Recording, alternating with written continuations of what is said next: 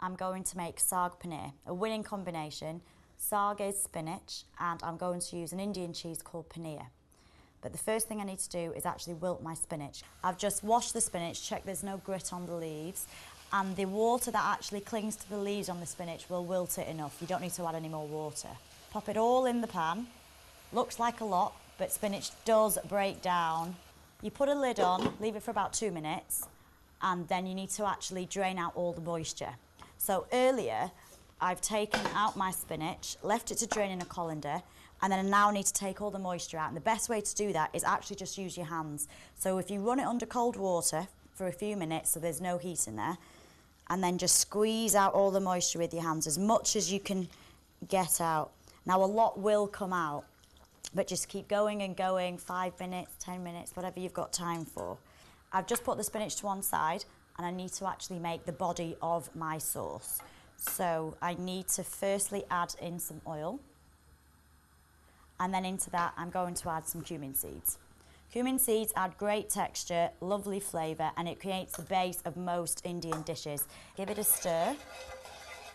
Once they start sizzling, we need to add in our onions, just finely chopped. And we also need to add in some garlic and some green chilli, fresh green chilli. Now with green chilli, it's very important to make sure that you don't touch anything after you've touched the green chilli. I'm going to leave my seeds in, but if you want to remove your seeds, just carefully slit it down the middle and just remove them. And also chop your garlic quite finely. And then all of that needs to go in together with the onion. Another good stir. Once these have changed colour to go a nice deep golden brown, we need to add in our Patak jalfrezi paste.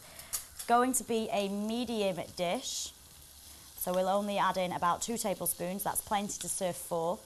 Because we've added some paste, to protect the spices in the paste, because they are very delicate, just sprinkle in a little bit of water. Another big stir. And then we're waiting to see the oil separate away from the spices. While my onions and jalfrezi paste are cooking through, I need to roughly chop my spinach. Now this has been draining for about 10 minutes while my onions were cooking.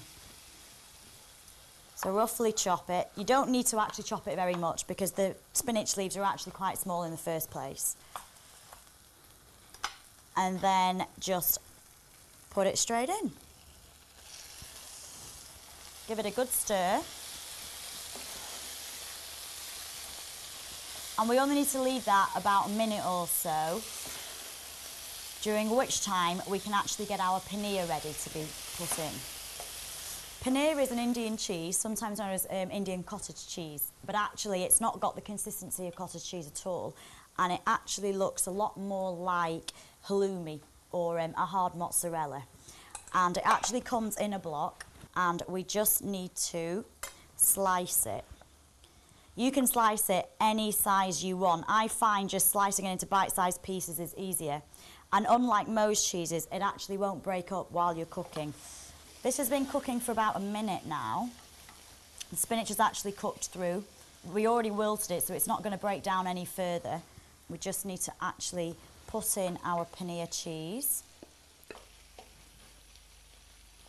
This has now been cooking for a few more minutes. It'll be absolutely heated through, absolutely fine. We just need to season it a little bit of salt. Not too much because there is a lot of salt in the paste already. Also need to add in some fresh chopped coriander. Coriander is the favourite herb of India, so it is added into pretty much every single dish. Turn off the heat. And finally just pour in some cream. If you wanted to make this low fat, you could just stir in some yoghurt. Give it a nice stir. The best way to eat saag paneer is with fresh hot naan bread.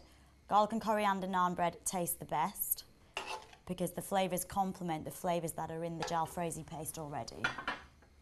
And finally just garnish with some whole leaf coriander. And there you have saag paneer.